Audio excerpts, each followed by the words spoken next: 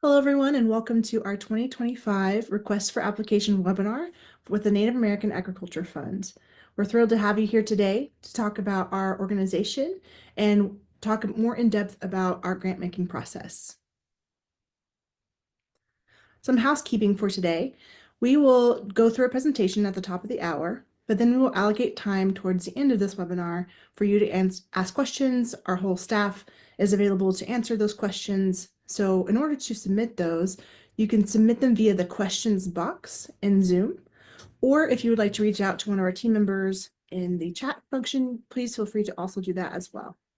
We will do our best to answer all questions in the time allotted, but if we are not able to answer a question, we encourage you to include your contact information, maybe an email address so that we can reach back out to you following this webinar to best answer your questions. Also, please note that additional resources will be provided following this question and answer session for those that are not able to have their questions answered today. And this webinar will be recorded and posted to our website along with the slides. Tilhast, hello. I'm Tony Stanger McLaughlin, CEO of the Native American Agriculture Fund. I'm calling in today from my homelands in eastern Washington state. I'm a citizen of the Colville Confederated Tribes. We are the largest Native American organization dedicated solely to serving Native American farmers and ranchers. Our eligible entities include CDFIs, educational organizations, our entities, nonprofits, and tribal governments, including state-recognized tribal governments. We are entering our sixth funding cycle in 2025, where we are happy to announce that we have distributed nearly $90 million in funding so far. There's a few changes to note in this year's application period that differ from previous years. One of those is in the area of compliance. You have to be in compliance in order to apply for this year's funding cycle. In addition, you are only eligible to apply for projects in length for 12 months or 24 months. And in those funding cycle years, you're only allocated one project modification and one budget modification annually. If you are applying for and receive both a youth grant and a general grant, each one of those is eligible for a modification per funding cycle year. Another change that we have is that we are embracing technology at NAAF. We have a chatbot that's going to be visible on our website that will help answer your questions on this year's application, as well as direct you to the correct person should the chatbot not be able to answer your specific question. We look forward to the 2025 funding class, and in order to assist you in understanding more about NAAF, we invite you to visit our website. Please look at our historical documents and look at our trust agreement in particular to understand where we can fund and if you're an eligible entity. In addition, we encourage you to look at previously funded projects to see if the work's already being done or there's potential for collaboration. We understand that this year, many of you are facing unprecedented funding decline as it relates to federal funding. We realize that you might need to reallocate funding in this year's funding cycle to be heavier in the salary section. That is fine as long as you let us know in the application the pivot in the salary adjustment as well as the justification and how you're working to make sure that your project can still be successful and sustainable. Remember that we cannot guess. We cannot give you the benefit of the doubt in the application. Everything has to be explicit in the application itself. That assists our board members in making decisions on the project's viability and, again, sustainability. We thank you for your continued dedication to Indian country agriculture, and we look forward to seeing this year's application, and we look forward to meeting the 2025 class grantees for the Native American Agriculture Fund. Lim Lim, thank you.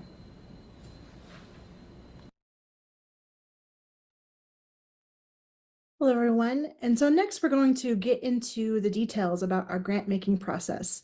But before we do, I wanted to review a little bit about our history and the context of the work that we do at the Native American Agriculture Fund. Our mission at NAAF is to support Native American farmers and ranchers for the advancement of agriculture through business assistance, agricultural education, technical support, and advocacy services. NAAF is focused on healthy lands, healthy people, and healthy economies. We're ultimately investing in work to find solutions to the challenges that Native American farmers and ranchers face to increase access to capital for those producers. So to provide more historical context to our grant making, as it's embedded throughout our grant making process, I want to provide an overview of that history to help inform you the why behind our grant requirements and what we fund. In 1999, the Keep Siegel v. Vilsack class action lawsuit was filed to address long-standing challenges that Native American farmers and ranchers faced in accessing USDA loan programs and credit servicing. After more than a decade of litigation, the case was settled in 2010, leading to an establishment of a compensation fund, along with a debt relief and tax support and programmatic improvements at USDA. Through that structured claims process, more than 3,600 Native farmers and ranchers received compensation, as well as farm debt loan relief, and reinforcing the importance of ensuring access to agricultural lending for Native producers. As a part of that settlement, a cypre fund was created to support the long-term investment in Native agriculture. Following the further negotiations and the second round of compensation payments and tax relief that was distributed, $38 million in grants to nonprofits and other eligible organizations focused on strengthening Native agricultural enterprises were distributed, and those were referred to as the fast-track funding. In 2018, the court directed that the remaining funds be distributed through the Native American Agriculture Fund, which is our organization. It's important to know that our grant making is governed by a trust agreement. That trust agreement guides what we can fund. NAAF is tasked with deploying its resources over 20 years through grants that enhance the business assistance, agricultural education, technical support, and advocacy services. We fund 501c3 organizations, educational institutions, community development financial institutions, or CDFIs, and tribal governments, ensuring that investments in Native agriculture contribute to the broader rural economic growth and food system resilience. So, because of the central issues in litigation that led to NAAF's creation involved access to capital for producers, NAAF requires that all applicants incorporate strategies that will improve access to capital for Native farmers and ranchers in their proposed grant activities. Access to capital can be shown by a number of activities. Just a few examples of that include business planning or market planning training, financial education, credit education for students, or record keeping, credit repair activities, different targeted credit application training or technical support, different risk analysis or related activities to ultimately prepare Native farmers and ranchers as they seek capital to support their operations and enterprises. As we know, capital is essential and always needed in agriculture and will always be relevant to those who are involved in food and agriculture. And just as a reminder, our mission is to provide business assistance, agricultural education, technical support, and advocacy services to those Native farmers and ranchers to promote the continued engagement in agriculture. So next, I'm going to turn it over to our Director of Programs, Chanel Ford. Awesome. Thank you so much, Whitney. Hi, all. Thank you for joining us today to discuss our 2025 RFA. My name is Chanel Ford. I am the Director of Programs for NAAF, and I grew up on the Spokane Indian Reservation in Wellpinit, Washington. Today, we are going to talk about the 2025 application, who is eligible to apply, the amounts you will be able to apply for. We'll take a dive into the found and application process and share some compliance notes. Our hope is to make a significant impact across as many Native communities as possible. We're excited to share that this year represents the 7th funding cycle for NAAF. So let's get into it. Listed here are our 4 eligible entities that can apply for NAAF funding. We have 501c3s, nonprofit organizations with IRS Section 501c3 tax-exempt status, or if such status has not yet been achieved, such organizations may apply for funding through a fiscal sponsor that has received such 501c3 tax-exempt status, and I'll go into that a little bit later.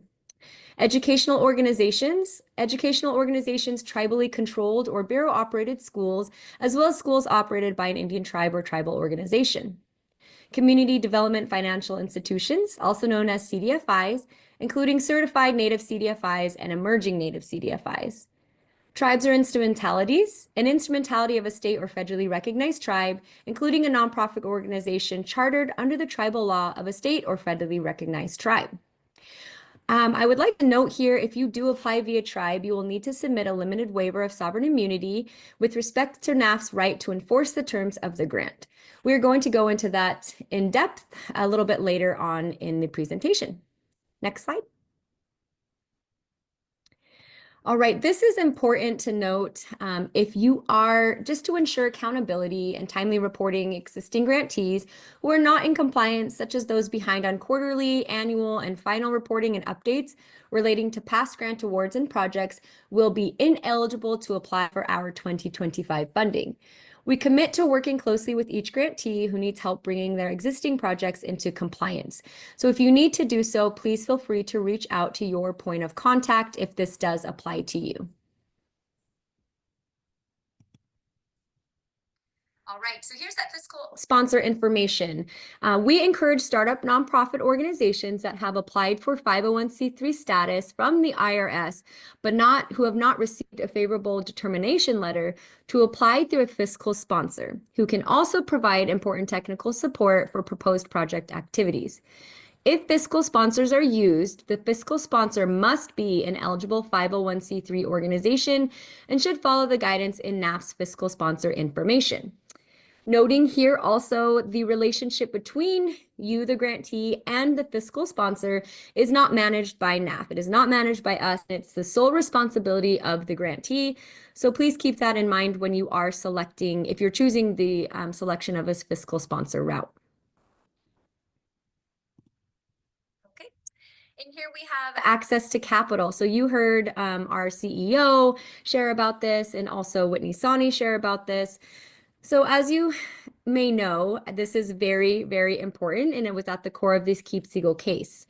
Access to capital can be shown by any of the following types of activities. That includes business planning, market planning training, financial education, credit education for scholastic students, record keeping, credit repair activities, targeted credit application training, or technical support.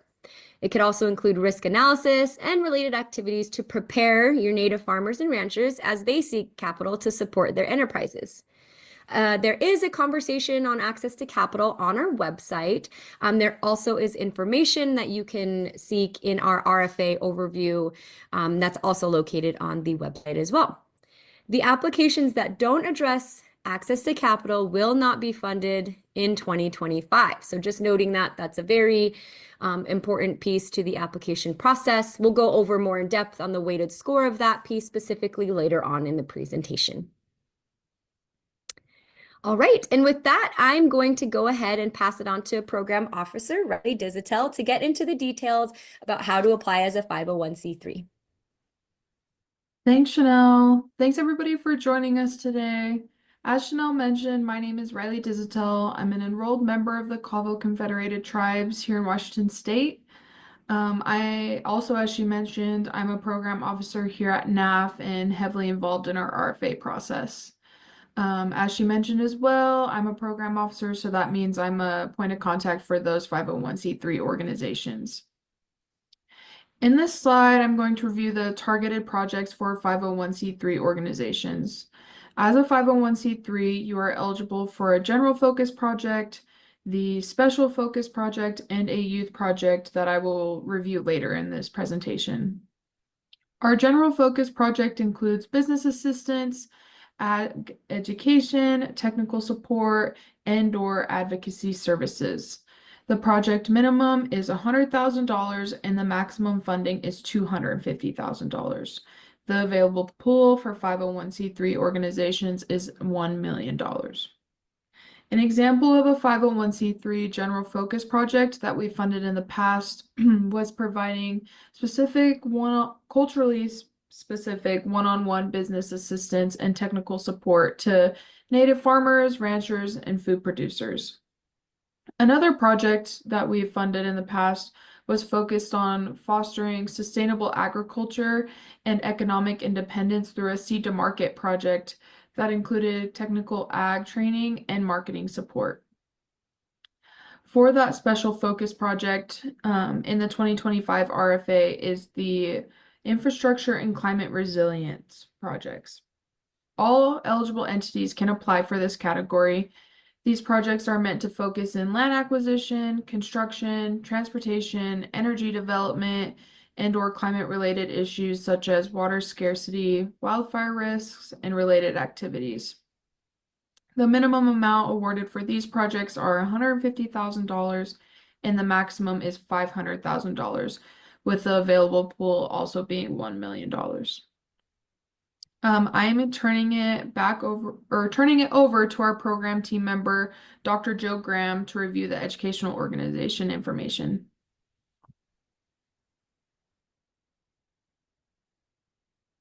Oatsi, Hopa, Wahinume, Dr. Joe Graham. I'm a person from the Laguna Pueblo over in New Mexico. I'm the point of contact, the POC for the educational organizations. Riley just described the general focus areas. The educational organizations are eligible for that as well. For educational organizations, the total pool is $500,000. The minimum for applications is $75,000. The maximum is $150,000. In addition, the educational organizations are eligible to apply for the special focus areas of infrastructure and climate resilience. The total pool there is $1 million, and the minimum for applications is $150,000. The maximum is $500,000.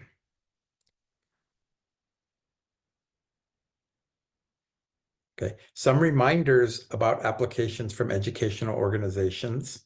That NAAF recognizes educational institutions under the broad definition used by IRS Section 170, subsections B, I, A, and lowercase I, and that includes TCUs, tribal colleges and universities, NAASCII institutions. NAASCII is Native American Serving Non-Tribal Institutions, and of course, BIE schools.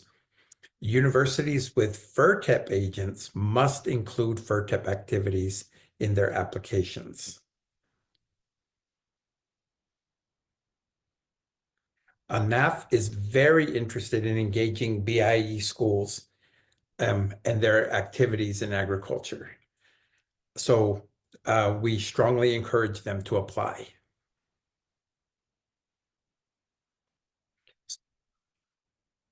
Some examples of educational projects are, we had a tribal college do a horseshoeing school, which after completed allowed a couple of students to be able to start their own businesses.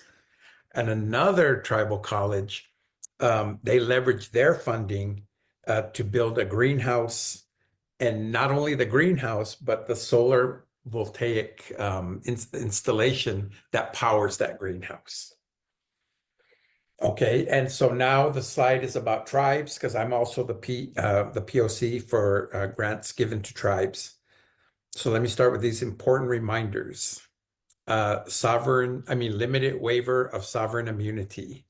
That's required for all tribes, but I'm not going to talk about it. Our CEO, Libby, will talk more about that later. And industrial hemp.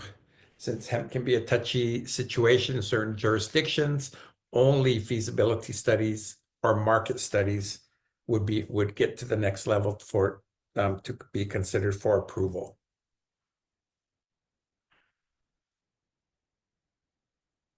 Okay, for tribes, the total pool is $1 million. The minimum for applications is $100,000. The maximum is $250,000.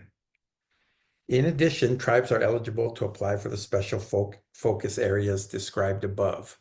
Infrastructure and climate resilience, the available pool being 1 million, minimums 150,000, maximum 500,000.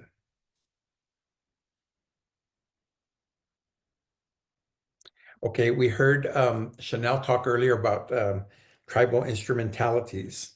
And basically, that's just a subgroup of that falls under the purview of a tribe. It can mean a lot of different things. So governments, tribal governments have the latitude to determine which entities are instrumentalities of their government. What we need from those instrumentalities is the proper documentation of their status. And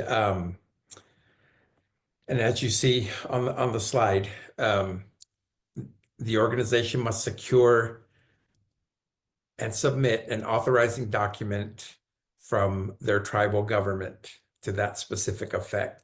A lot of them have had specific letters of support and sovereignty waivers passed by council. But there may be other methods, and that could be up for discussion.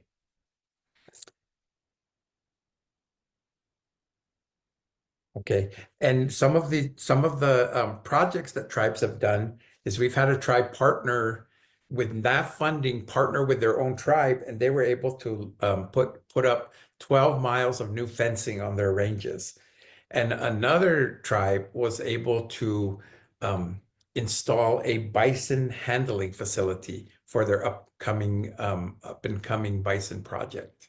So now I'm going to pass it over to our Associate CEO, Libby, to talk more about a sovereign immunity waiver.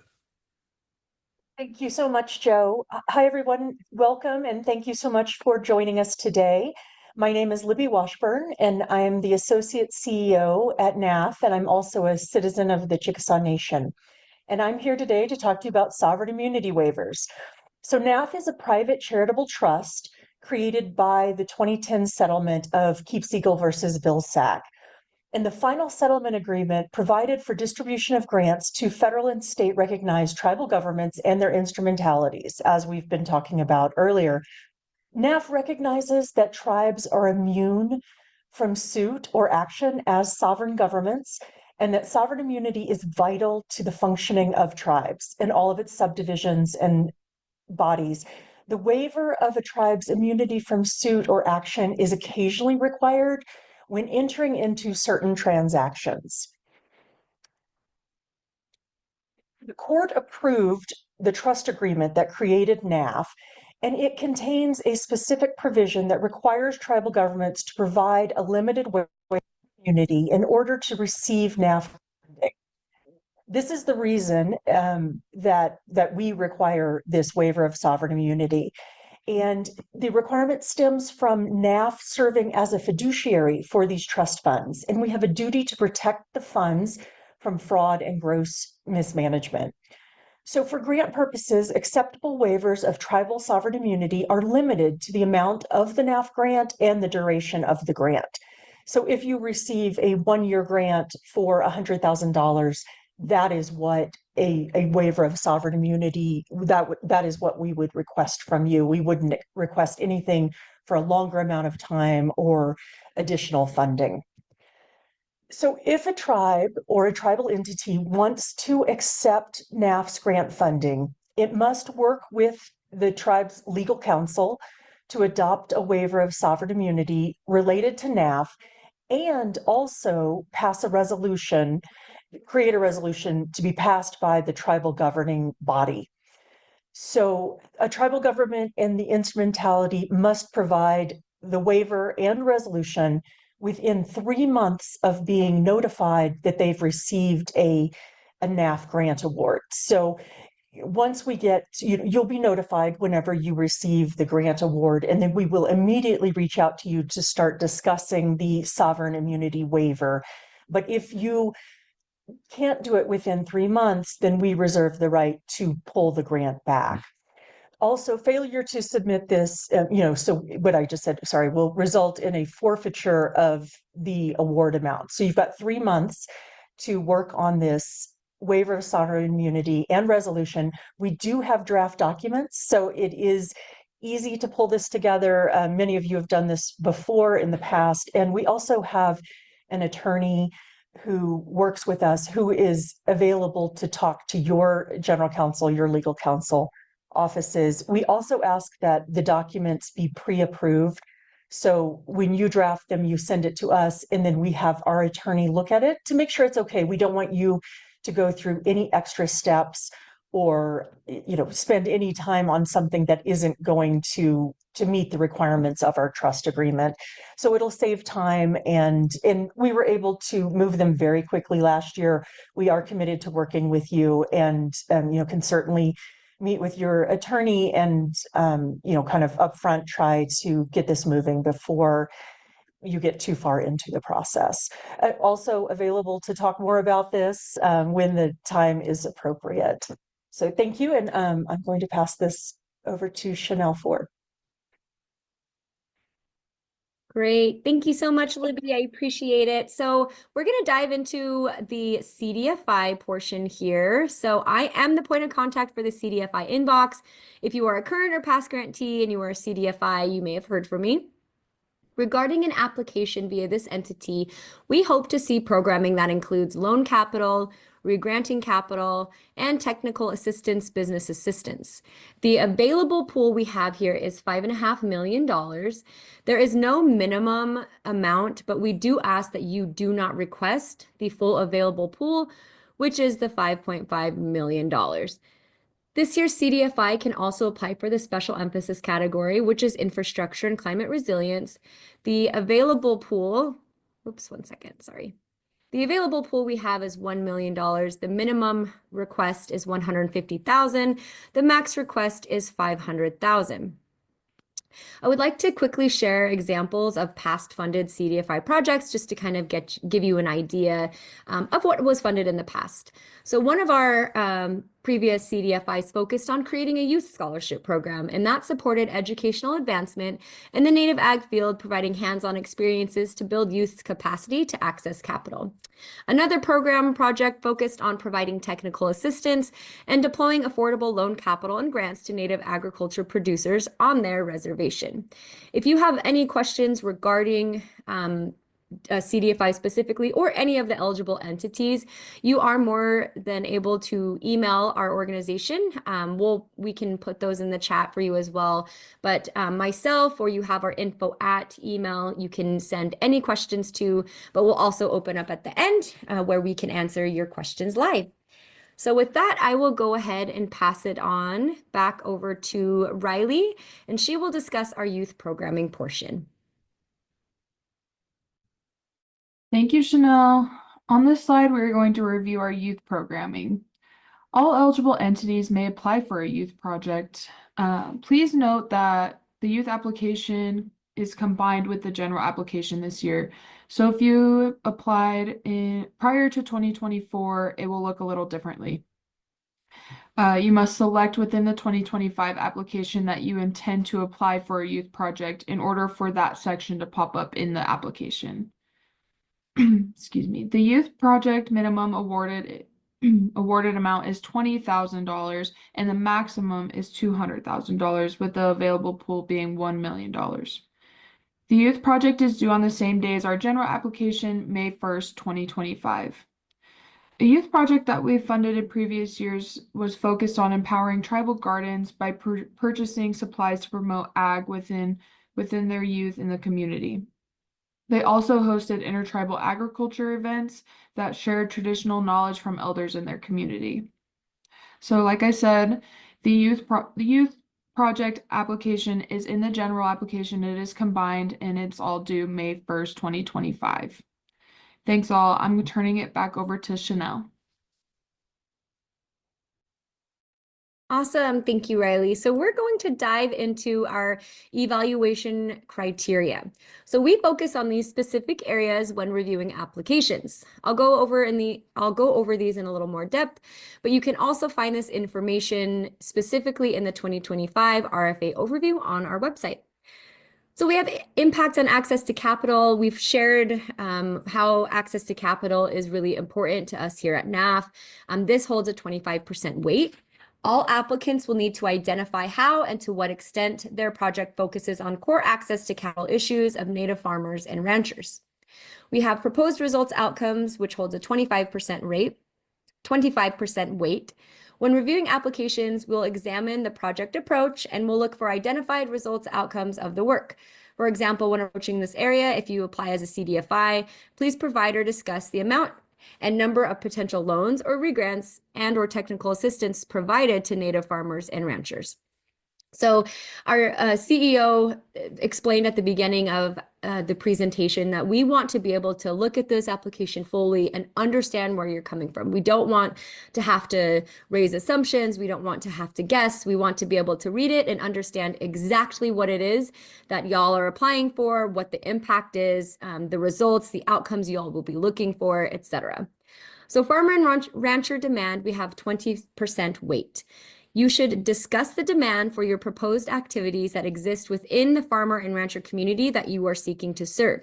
You should also describe farmers and ranchers' willingness to participate in the activities proposed and the indicators, if you have any, that reflect interest in the proposed project activities. So how did you gauge that this was a need for your community? We want you to share that. Team organizational capacity and collaborators, that's a 10% weight. We're interested in understanding the skills, knowledge, and experience of the project team and organization that are going to effectively deliver on the project activities as you've proposed. Evaluation holds 10% weight. The effectiveness of the plan for evaluating and tracking farmer and rancher success or participation outcomes or results is required. So we'll examine whether the proposed results are measurable and whether there's a good plan for tracking the proposed results. So please share in depth here. As I said before, we don't want to have to make an assumption. We want to be able to understand exactly what it's going to be looking like when you evaluate the success of your programming. Innovation and replicability is a 10% weight. So NAAF will evaluate the extent to which the project employs innovative approaches to develop or deliver assistance, technical support, education or advocacy services, and the materials or tools to do so. So thinking, is this something that other organizations or communities could potentially utilize? That's what we're thinking when we're reviewing this portion of your application. Next slide. Awesome, thank you. So we'll talk a little bit more about the application review and some of the components. So projects should identify 2 and no more than 5 specific, measurable, realistic, and timely objectives, activities, and milestones for the funded activities and discuss the results or outcomes that are expected. So this is kind of what we're looking for when we're thinking of the outcome results-based projects. Access to capital, again, we've shared quite a bit about this, but in your application, please discuss the impact that your project's going to have on improving access to capital for Native farmers and ranchers. Budget templates. So NAAF provides a budget template and budget guidance for the application. You must use the provided NAAF template when applying for the grant. The budget form and the full RFA are located on our website, and also a budget narrative providing justification of the budget is required for each budget category for which funding is sought. So any questions that are pertain to the budget categories should be reflected on the form and can be posed at any time to NAAF staff. So as I said earlier, we have a dedicated team that will be able to answer your questions live, or if you feel the need to email them, if something comes up later, we have our grants at nativeamericanagriculturefund.org that you could submit the questions to as well, and they will be answered. Grantee convening. So we prefer to meet with all selected grantees in an in-person meeting. We also opt to do virtual meetings as well, but we ask that you include at least $1,000 in your project budget to cover at least one participant, one project staff to attend the grantee meeting. And this will be, the grantee convening is for your class, so your 2025 funded projects. We like to get all the funded projects together for that year and just have a really great convening and allow topics to be discussed, allowed to have breakout sessions and all that good stuff. So resume of key personnel, biographical sketches or short resumes, no more than 3 paragraphs, are required for all key personnel. So this gives us this understanding of who's working on the project, who will be responsible for what tasks or leads on tasks, etc. And then cover letters, applicants must include a cover letter from the senior project official or authorized representative of the organization. We expect to have that signed and dated. And this specifically discusses the project for which funding is sought. Support letters, they're optional, but we encourage support letters. It gives us, the reviewer, an idea of the relationships that you may have already begun to build with other entities, and also, some thoughts on that you are actively bridging gaps in your region or your communities. So with that, I will go ahead and pass it on over to Lenore Moore, our compliance officer, who will get more in depth on compliance and Found It and all of that good stuff. Thanks, Chanel. Hi, everyone. As mentioned, my name is Lenore Moore. I'm a compliance officer here at NAAF, and I'm a member of the Lumbee Tribe of North Carolina. And so to dive into the application a little bit more, we do want to preface that we're only allowing projects that are 12 or 24 months long. So if you've applied in the past, you may have noticed an 18-month option. But given the feedback we've heard from our grantees, we've decided to only go forward with 12 and 24 months. Please note that all grants retain the flexibility to complete projects ahead of schedule. We just would like them to either stick to their deadline or be completed earlier if possible. And next, we will go into some budget notes. So NAAF's indirect limit is 15%. And so that will be calculated based on the total personnel and direct sums. So any intermediary funds will not go into those calculations. And applicants must follow the budget guidelines and use the required templates that are provided within the application. And they must also abide by the request minimums and maximums that are listed for each category. And next, some critical deadlines. So for the 2025 General and Youth RFA, that deadline will be May 1st, 2025 at 11:59 p.m. Central Time. And there will be no opportunities to edit or submit the application after that deadline has passed. And so our website that we'll be using is called Found It, and so this is where the application will be hosted. And so if you've applied in the past, you would already have some existing login credentials. But if you are a new applicant or if you do not remember the login from the past application, you're free to create a new account and you can follow the prompts that they will give. And so once that account has been accessed, this will be your applicant dashboard, and you will be able to see your information and any active or historical requests you may have. And so if I can draw your attention to the top left part of the screen, you'll see that icon that says apply. Well, once you click on that, then it will bring up any applications that are available to you. And so it will look just like this screen, except for it will be for 2025. And you will see at the right side of the screen that there is an apply button, and it also tells you that it is accepting submissions from March 1st to May 1st. And that will be reflected on the 2025 dates as well in Found It. And once you click on that apply button, it will take you to this screen, and you'll see that it says application at the top, and it'll still have your information, and you'll be able to scroll through the application and fill it out as you go. You are able to save the application and your progress and come back to it at a later time, but please make sure that you do come back and hit the submit button to make sure your application reaches us.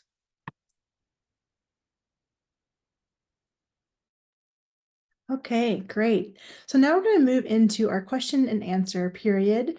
Our Director of Programs, Chanel Ford, is going to lead on answering some of those questions. So this is a time where we encourage you to submit your questions to the Q&A function in Zoom. You can also submit your question in the chat feature that will come to our team here at NAAF.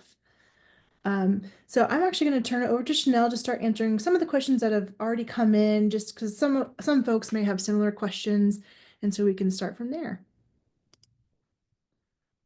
And 1 second, Chanel, I think you need to unmute. Oh, yes, there we go. Thank you, everybody, and welcome. We really appreciate y'all joining in on our webinar today. I am going to be able to answer a few questions for y'all, as well as our other team members. So reading a few of the questions that we have in the Q&A, are Native Hawaiian emerging CDFIs able to apply to the fund? Yes, we have funded Hawaiian CDFIs in the past. I believe we have a current Native CDFI that was a 2023 grantee. But yes, the answer is yes to that. Charlene had a question, are feasibility studies for food sovereignty covered? So are you eligible to apply for if your project focuses on a feasibility study? The answer is yes, feasibility studies related to food sovereignty are eligible. We have funded them in the past. A key consideration for feasibility studies is how it will support agricultural development and build capacity for Native producers. And then we have, can a nonprofit request funding for capital expenditures, solar upgrades through the youth category, or would this be a better request under the infrastructure and climate resilience category? Solar upgrades would directly benefit youth agricultural training. So as you may have recalled during the webinar we shared, we have our general categories you can apply for, and then we have a special emphasis category this year that's separate from the general. That special emphasis category focuses on infrastructure and climate resilience. So the Bailey here is asking if their project would best suit under the infrastructure climate resilience focus or the general focus, the youth focus, sorry. So that's a great question. So in terms of eligibility, a nonprofit would be eligible. The appropriate application focus depends on your project preferences, including your target audience, and those who will benefit most from the project's objectives. So just as a reminder, as long as your main focus is increasing access to capital, that's what we want to see. You can choose the category that best aligns with these factors. So taking into consideration your target audience, the need, the impact, all of that good stuff. So I'll open up a few of these others. Let's see. We are answering. Our team is answering away. I love this. Let's see. Is the special focus category, I'm going to answer this live. Is a special focus category a separate application for the general or youth focus? So yes, the special emphasis category is a separate application. So if you wanted to apply for the general or the youth, you are totally eligible to do that. And if you wanted to also apply for the special emphasis category, you can do that as well. So the difference is the general application, you'll follow this very specific steps on your project, what the narrative is, what your goals will be, what your objectives will be. And that's in our general application, our youth application. So directly related to agriculture.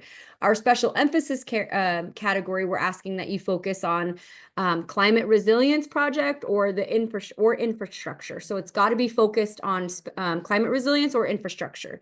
The general or the youth do not have to focus on infrastructure or climate resilience. So I hope that makes sense, but you can apply for both. You are allowed to apply for both.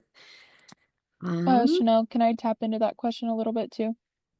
But all three of the applications are located in the same website if you were asking more of a technological question.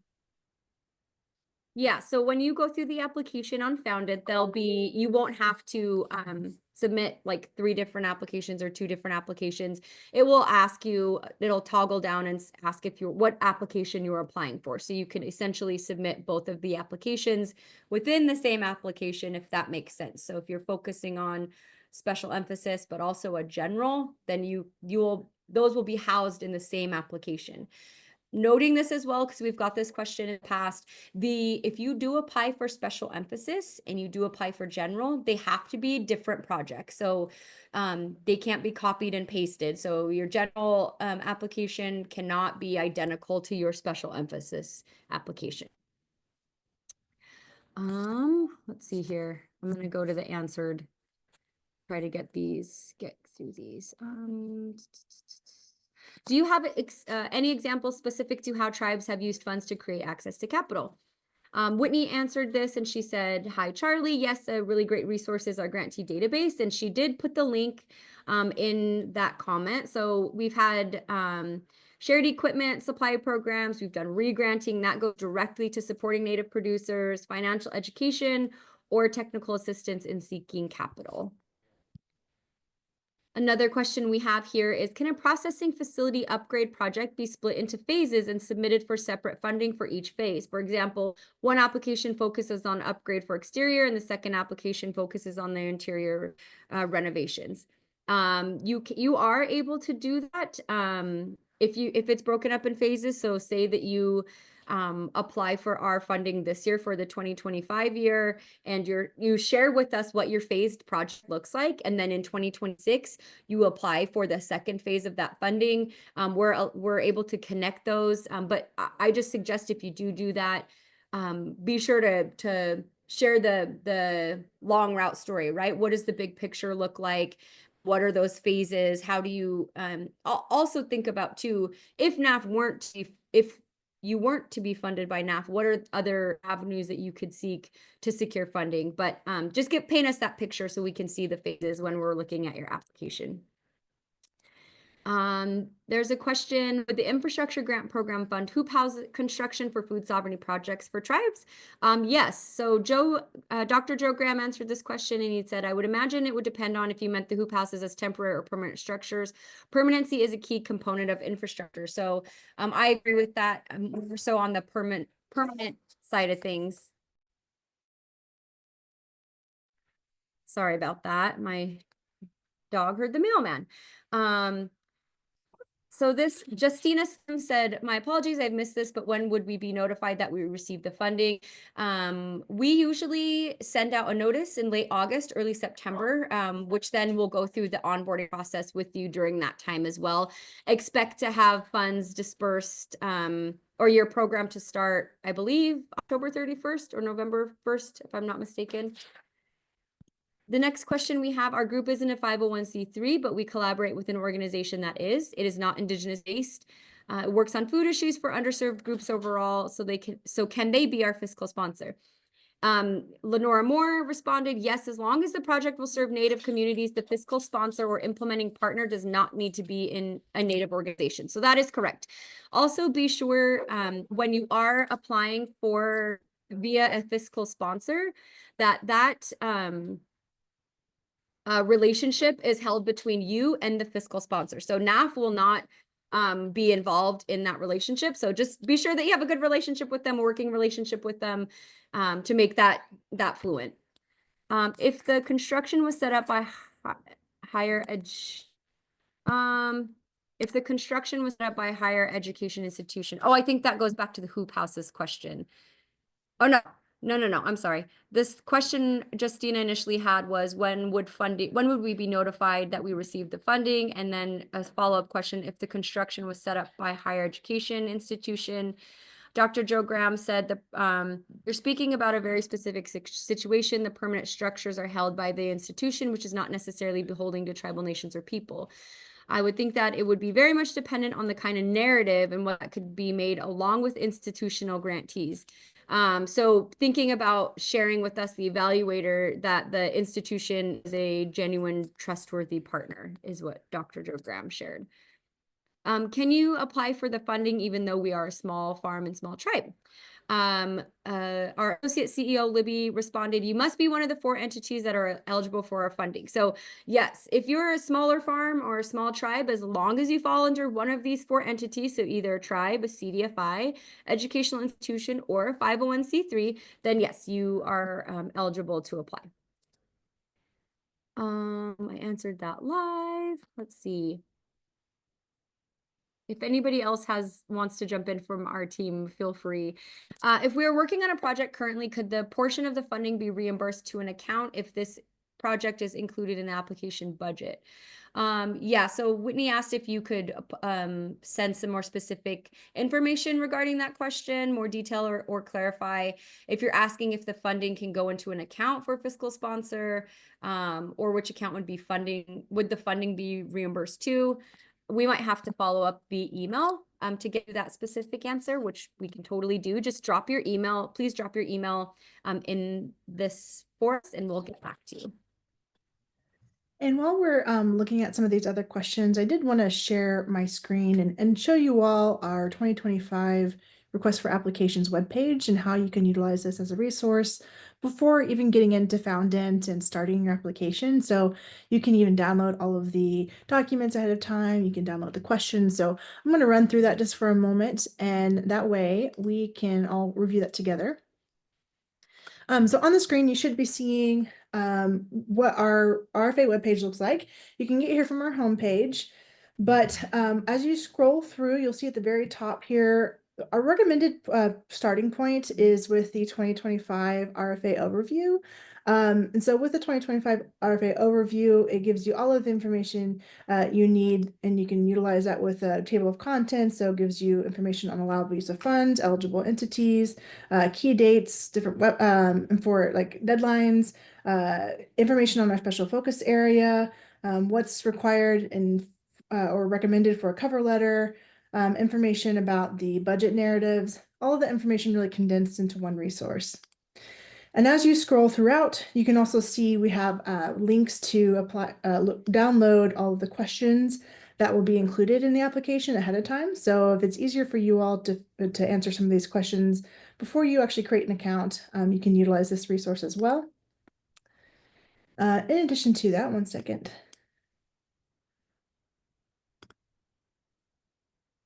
Oh, sorry, let's do this. Sorry, my computer's messing up on me here, so forgive me. But as we're scrolling, you can also go down to see what the eligible funding areas are. You can download all of these documents ahead of time as well. So budget templates, budget guidelines, sample budgets, budget narrative, all of our frequently asked questions. I included that link in our chat.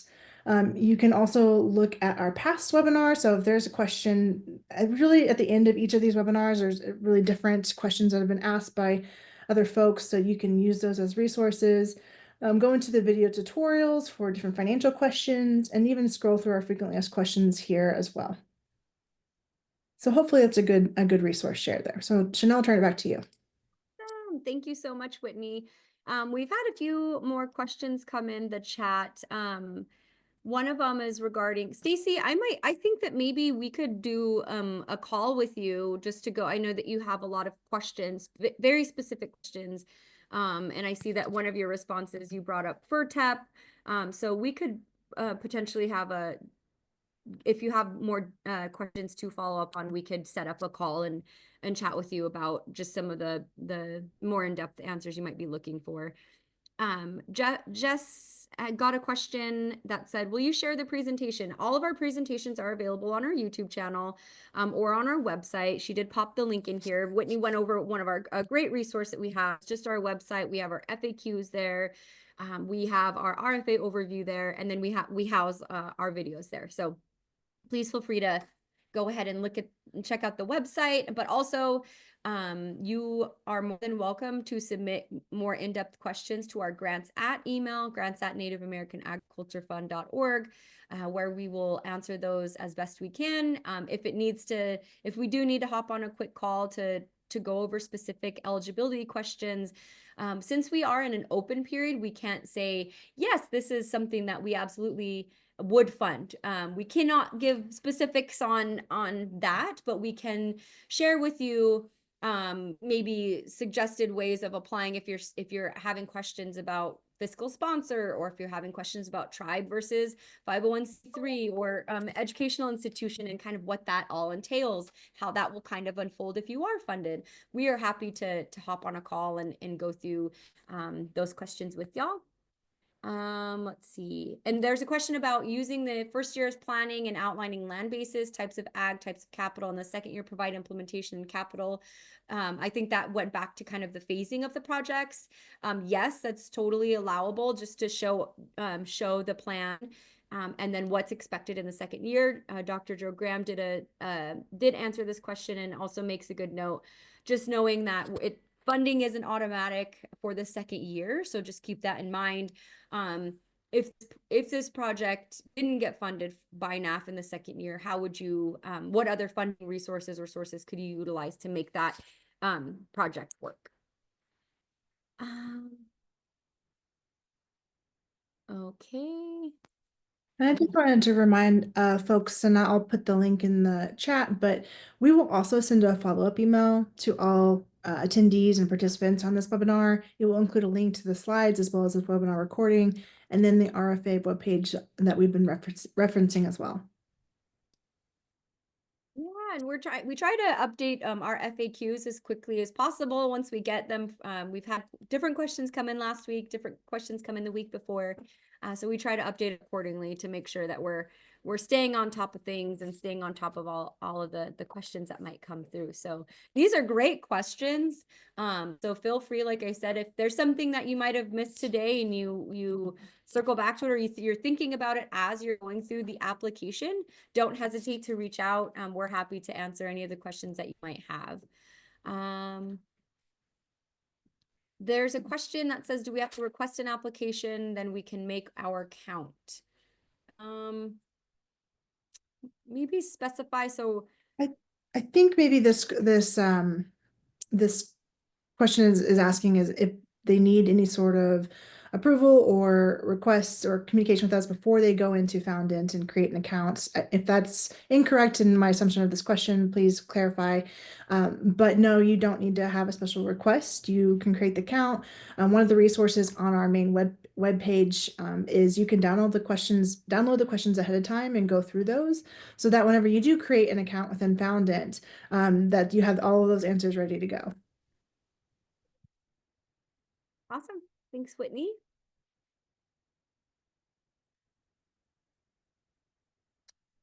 I don't know if we have any other questions. When talking about farmers and ranchers serve, what numbers are too small for a proposal to be competitive? So we've gotten this question quite a bit. We look at all applications with the lens of what is the impact, right? So painting a picture for us that we can understand that if you're serving 5 producers or 10 producers or 15 producers, that might seem small in comparison to some of our grantees that are serving 52 producers or 52 community members. We just want you to give us your best understanding of how many producers, farmers, or ranchers you plan to do outreach with, or that you plan to have this project impact, and then also show us the greater impact that 5, even if it's 5 farmers, ranchers, producers that you would be working with, what the overall impact is. So we've had grantees in the past that have been able to provide loans to 5 producers. Well, 5 loans to 5 producers, direct loans out to producers, is huge.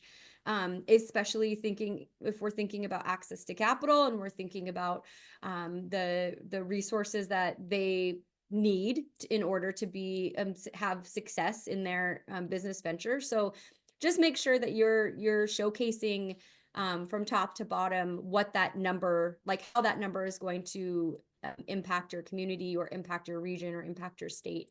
That's what we ask. So I shouldn't say like no, what is the saying? Like no number too big or too small, whatever that quote is. But as long as we can grasp that, and you should be a tip from us as reviewers, when you're writing your application, write it as if we do not know, which most of us don't. We don't know what region you're coming from and what that impact looks like. So paint a very specific picture so that we don't have to guess, right? I don't want to have to go say like, well, I don't know, they only put 4 producers in here, and then you didn't elaborate that those 4 producers feed your tiny tribal community. That's going directly back into the community. It's outsourcing. That's huge, right? But if you don't paint that picture for us, we're not going to understand that, and that could impact the way your application is scored.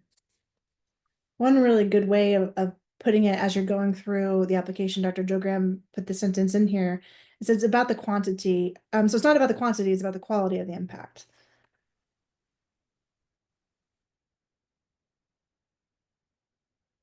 There's a question, Riley is answering it right now, so I'll let you answer that, Riley, on assuming youth training, outreach, or recruitment would include high school students. I'll give you a second. So, and then also when it comes to how we define youth funding for NAAF, we really take a broad approach to defining the audience targeted within the youth category.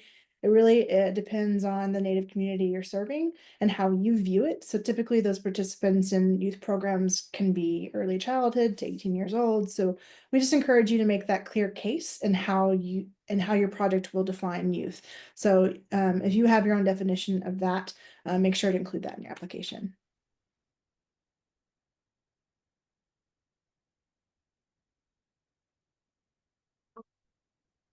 That might be a Riley question or Lenora. They're downloading the Excel budget template, does not have any formulas in it. Should it have these built in already? They want to make sure that they've gotten the correct format.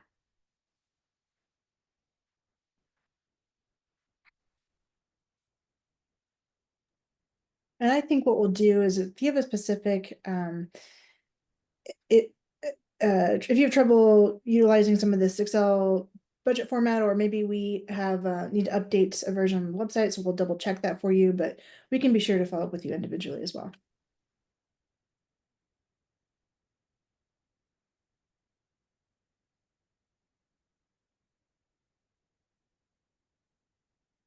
Also, we've gotten questions in the past too. I don't know if you already covered this, Whitney. We did, I think, go over it a little bit in the actual webinar, but if you are just a note, if you are a current grantee of NAAF, you need to be sure that you are in compliance. There was a letter that was sent out. You need to be in compliance to be able to apply for funding this year. If you have any questions, please feel free to reach out to your point of contact. So I'm the point of contact for the CDFIs. Riley just tells the point of contact for 501c3s. Dr. Joe Graham is the point of contact for tribal grantees and for educational institutions. You are able to hold multiple NAAF grants also. I think there was a few questions last week on if you were able to continuously apply as long as you're in compliance and as long as you're still showing that there's a need and that there's a big impact and that you're increasing access to capital. There's potential for you to get consecutive funding from us. So just a note there too.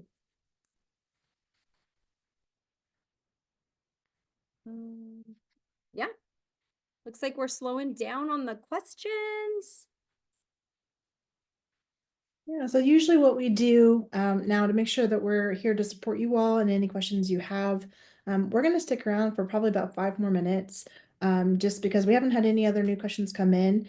So feel free to hop off the webinar if we've answered your question, but we'll stick around just in case one last one comes through. And then also as a reminder, we will send to this recording as well as our other resources to you via email. But we really appreciate your time today and thank you for all the work that you do to make this work happen. So we really appreciate it. Yeah, thank you all. And just as a reminder, the application deadline is May 1st. If you do have questions, or we suggest that y'all try to get the application in prior to the deadline. We likely will not be online to help you if it's past our business hours. If there's a specific question, just be sure to try to get that submitted before the deadline so that we can help you and assist you. We've had some instances in the past where we weren't able to reset anything, or the question came in at 2 minutes before the grant was due to close, and there's unfortunately not a lot we can do at that point. So I suggest going through the application, taking a look at it now, start the application process, save it, keep it in draft mode, and as work on it as you need, but try to submit it early so that if you do have any questions or if you do run into any issues, that can be taken care of so that it doesn't impact the submission of the application. There's a question from Elaine that says, to be clear, the youth project would have different outcomes than the general, correct? Because the youth project, you would be specifically focusing on a different age group, then yes. So the general project would look a little bit different than what the expectations would be in a youth project.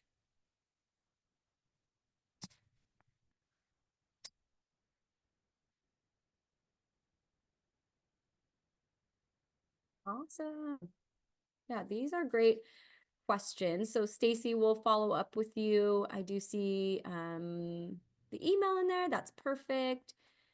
And Riley Dizitel did note that there's included formulas in the Excel. So she said, be sure to add up the columns and the line item totals accurately. And then if you have any questions, reach out to our team directly regarding the budget form. We'll figure that out. But Sidel, please feel free to reach out to us, to our grants at email, and we can absolutely hop on with you if that's needed. No problem at all. Hop on a Zoom or walk through anything with you. I think that's all oh wait, there's two more. Let's see. I believe Whitney will be just answered the access to capital question, so that's great. The question was, does youth require access to capital? Whitney answered, yes, youth applications still do require an element of increasing access to capital. We do have some great examples in our resource that she tagged below that you can check out just to see what others were focusing on to increase access to capital or enhance access to capital within their project.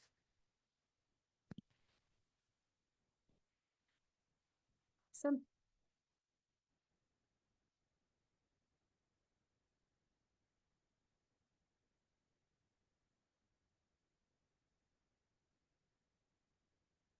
I hope everybody's having a great day. And if any of you have a team traveling up to Spokane, Washington to Battle of the Nations, right? Myself and Riley Dizitel will be there playing in the basketball tournament. So if you have any teams going up, we wish you a safe travels and wish your team good luck this weekend as all, I think there's 64 men's teams and 32 women's teams. So it'll be a great weekend of basketball in Spokane.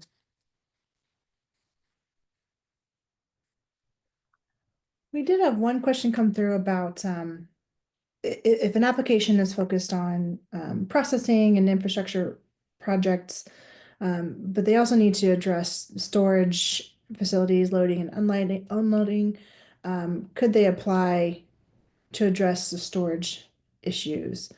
So I think what I can answer until we maybe get more clarification on that question is that when we're talking about infrastructure projects, really the scope is it would include storage. So looking at areas like construction, transportation, irrigation, logistics, storage, and other related activities within that. So like food hubs or storage facilities, developing packaging, housing, distribution systems, all fit under that scope. Hopefully that helps answer the question. Absolutely. Good answer, Whitney.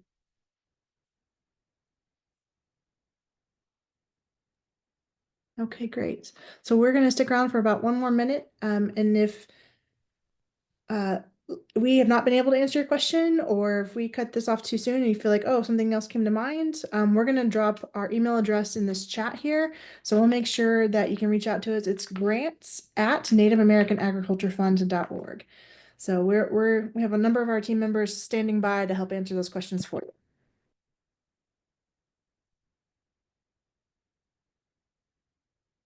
This is great too. I feel like there's so many new names that I haven't seen before. So hopefully we'll get some new applications this year. Really excited to see what everybody's going to be submitting and the work that you're going to be doing in out there in Indian country and specific to ag. It's really exciting. Okay. Well, thank you all so much. We're going to end the webinar now, but we're here to help support you. So thank you again for your time today.